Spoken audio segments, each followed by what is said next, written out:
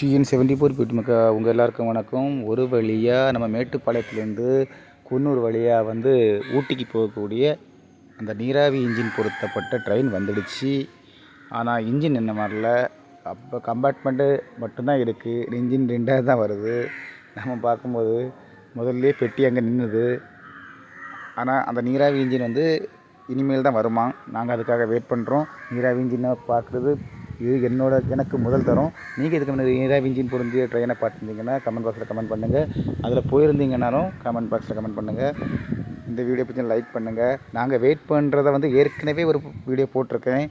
அந்த வீடியோவில் சொல்லியிருப்பேன் 2:48 2 காணும். அப்போவே இருந்து வெயிட் பண்ணுறோம். எங்களுக்கு முன்னாடியே ஒரு 10 பேர் நேரமே வெயிட் பண்ணிகிட்ருக்காங்க. அதாவது விடியற்காலையில் டிக்கெட்டுக்காக. மொத்தமே 46 டிக்கெட் தான்.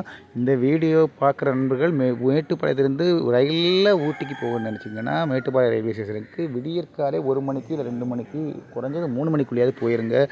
மொத்தமே 46 டிக்கெட் தான் கிடைக்கும். அந்த 46 டிக்கெட்டில் முதல்ல டோக்கன் தருவாங்க. டோக்கன் தந்தவங்களுக்கு மட்டும்தான் டிக்கெட் கன்ஃபார்ம் ஆகும்.